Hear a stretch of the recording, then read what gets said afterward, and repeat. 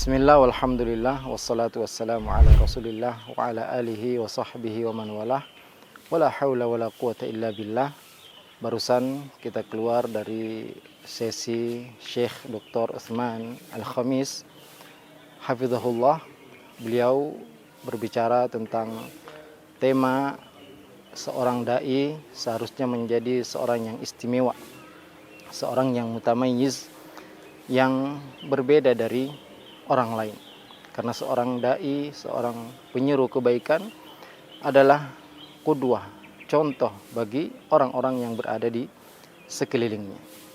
Beliau menyampaikan beberapa hadis Nabi Sallallahu Alaihi Wasallam, di antaranya yaitu hadis yang diriwayatkan oleh sahabat Abdullah bin Salam radhiyallahu taala anhu, ketika Nabi alaihi salatu wassalam pertama kali masuk ke kota Madinah. Beliau mengatakan, ayyuhan nas afsyus salam, wahai sekalian manusia, tebarkanlah salam. Wasilul arham, sambunglah silaturahim. Wa at'imut ta'am, berilah makanan. Wasallu bil laili wan nasu niyam, salatlah di malam hari ketika orang-orang sedang tidur. Maka seorang dai sepantasnya selalu menebarkan salam. Dan di antara tanda-tanda kiamat, kata Nabi alaihi salatu wassalam, adalah orang memberi salam kepada orang yang dia kenal saja. Padahal seharusnya kita memberi salam kepada siapa saja. Bahkan sahabat Abdullah bin Umar radhiyallahu taala anhuma terkadang pergi ke pasar hanya untuk memberi salam kepada orang-orang yang berada di pasar dan tidak punya kebutuhan untuk membeli apa-apa. Maka mari kita selalu menebarkan salam kepada siapa saja, orang yang kita kenal dan orang yang kita kenal dari kaum muslimin.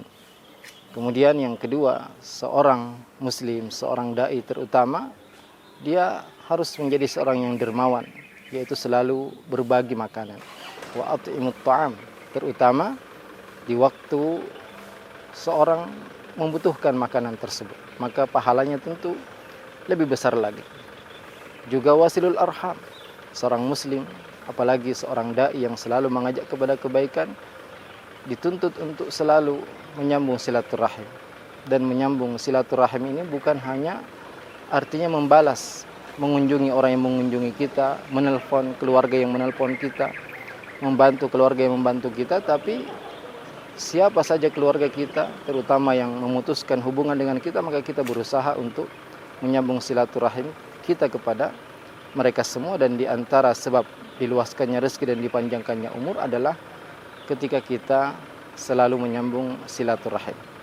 Yang terakhir kata beliau dalam hadis ini, wasallu bil laili wan nasu niyam, salatlah di malam hari ketika orang-orang semua sedang tidur. Ya, jadi di sini ada keistimewaan, ada istilahnya tamayyuz, yaitu seorang ketika manusia sedang tidur, beliau atau seorang muslim, seorang dai sibuk bermunajat kepada Allah Subhanahu wa taala, salat, sujud, berdoa kepada Allah Azza wa Jalla.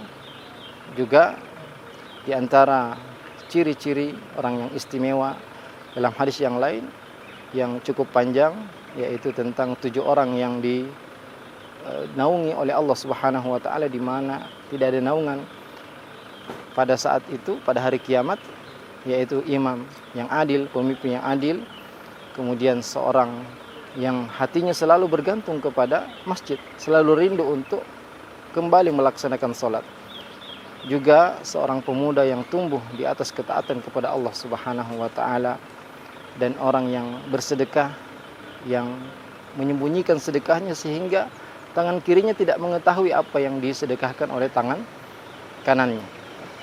Juga 2 orang yang saling mencintai karena Allah, bersama-sama karena Allah, dan berpisah juga karena Allah Azza wa Jalla. Juga di antara orang-orang yang dinaungi oleh Allah Azza wa Jalla di hari yang tidak ada naungan pada hari itu, yaitu seorang yang digoda oleh wanita cantik, punya jabatan, kemudian dia mengatakan, inni akhafullah. Orang-orang ini adalah orang-orang yang istimewa, dan tentu kita berusaha untuk menjadi seperti mereka. Semoga Allah Subhanahu wa taala memberi taufik kepada kita semua. Wassalamualaikum warahmatullahi wabarakatuh.